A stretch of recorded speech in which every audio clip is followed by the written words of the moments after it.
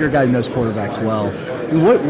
What about him sort of stands out to you? I've got to be totally honest with you. I have not watched any tape on him, so the only thing I've seen have been highlights. Yeah. I haven't even had a chance to watch a game on TV, and then I just remember a couple times during the year, maybe on a Sunday morning, waking up and having coffee, with my wife, talking to her after a game. The college football replays are on, and I just remember a few times just being like, wow, like the athleticism, the ability to throw and run, make people miss, the acceleration, and then obviously to match all that with the great arm talent as well was really like, wow, this guy's really good. So again, I can't make an assessment from a coaching standpoint because I haven't studied him, but just watching him on TV and stuff, the wow factor is certainly there. Hey Dan, how much progress has Jalen Hurts made year over year, and what have you seen from him? Well, I since I've got here in January, late January, Jalen's been a guy that's continually wants to learn, continually wants to get better, continually wants to, you to point out how he gets better, how he can improve, and so he's made dramatic improvements in my opinion. I think, and the credit goes to him because he's the one who's done it, and he certainly is a hard worker. He's a grinder. He's very smart, and he's tough and he's competitive. And I think he's handled this situation just wonderfully, and has not wasted a beat and not wasted a day. He's gotten better the entire season, and what a credit to him. And he'll be successful this year, next year, years after that, just because of the competitiveness and the mindset that he has.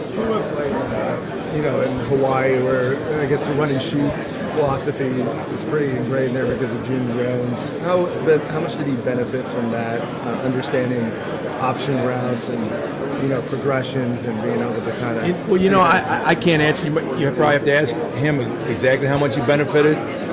Because I didn't have him his first year, but I just know me stepping in. He's a very instinctive player, and maybe that has something to do with what you're talking about, because he just instinctively does things. We talk about guys all the time at all positions at football. How instinctive is he? Tua does a lot of things very naturally.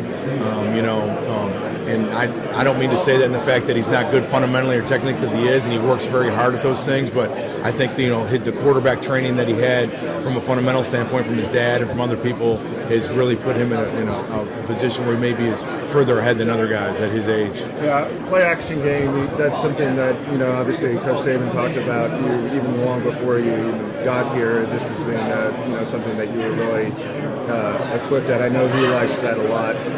Can you talk about why that became such a main principle, and I guess your overall coaching philosophy? Yeah, well, I think ball handling is a lost art form in a way, and Tua and Jalen, both those guys have taken a lot of pride in developing as ball handlers and trying to make it all look the same. And as I tell those guys every day, it's only going to benefit you at the end of the day that our runs and our passes look the same from a ball handling standpoint, because you're going to be able to move people and you're going to be able to create space for your receivers and tight ends when you move people and get people to react in the way you want them to react. So again, I think it goes back to the mindset of them buying into everything that we teach them every day and explain to them how it's going to benefit them and benefit our offense if they're able to do these things. But they take a lot of pride in being good ball handlers, and that obviously helps your play action game. Hey Dan, last thing, I wanted to ask you your early thoughts on Paul Tyson. Just got in. What have you seen from him in terms of, he just got his feet wet, but he's a big kid, the legacy. Can you talk about him a little bit? Yeah, he's a guy that is very focused and very competitive. He wants to be a great player. From the first moment I got here and we started recruiting Paul, I could just tell that he loved football, wanted to be great, and then I got to see him in person. Very, very good arm talent, much better feet than I had expected. We got to do some drills with him and stuff. Really good feet, good, and a really good quick mind as well. So really excited about the future for him.